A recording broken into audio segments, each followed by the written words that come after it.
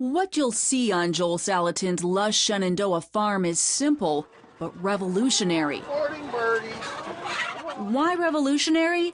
Partly because it is not this, an industrial food system where animals live in filthy, confined spaces, eating chemically enhanced feed.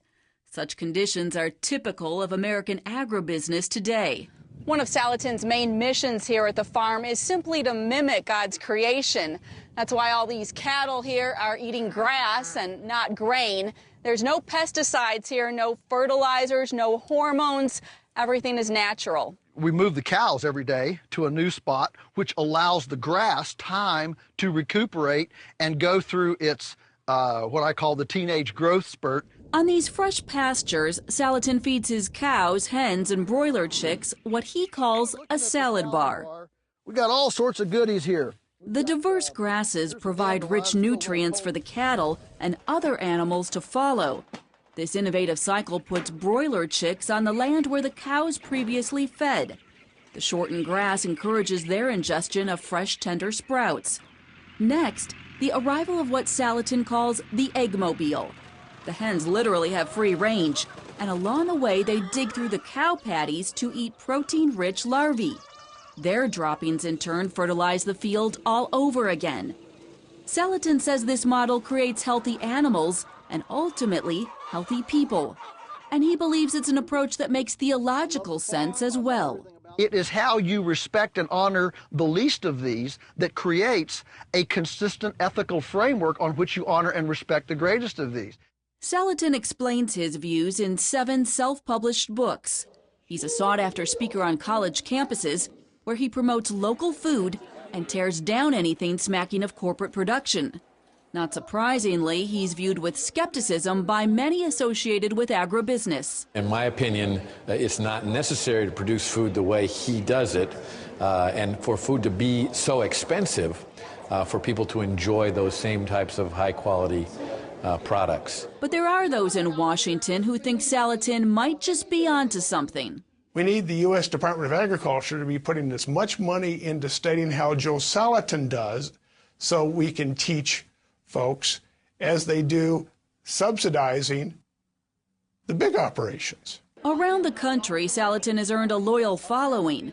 At UNC Chapel Hill recently, his lecture sold out, and fans quickly formed a book signing line afterwards. Steve Gisselman is one who stood in line. He's read several of Salatin's books. I've really thought about, where does my food come from? Where am I getting it from? Is it sustainable? He's the person out there showing that it can be done. I mean, he's been doing it for years, not really done it another way, and been successful in various ways, economically, environmentally, and socially. If Salatin's plans succeed, he'll build up a new generation of farmers who subscribe to an all-natural approach. That's why he's so quick to denounce the negative stereotypes. We've got this cultural mentality that to be a farmer, you got to be an idiot. I mean, after all, any dummy can farm. Every year, Salatin turns away hundreds of applicants wanting a shot at his rigorous apprentice and intern programs. Daniel Pike made the cut last year. I've always wanted to farm, but I didn't think it was a real possibility. That's not something, I need to go get a job in an office and work with computers, and that's the only way to make money or make a living. Now working a rental farm for Salatin, Pike and his young family say the model works. There's this alternative farming where people are making money, where it's respecting of the animals, it goes in line with how God set up all the systems. Salatin says the good news is that many in the faith community are beginning to rethink their attitudes towards food and farming.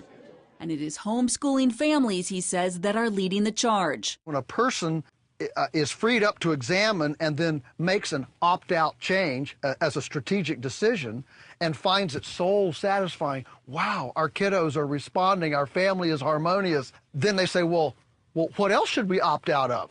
But Salatin still believes the church has a long way to go to fulfill the biblical admonition to literally eat and drink for the glory of God. It really disturbs me that the environmental movement has been co-opted by creation worshipers. The work on this farm has already inspired countless Americans to think more carefully about what they eat.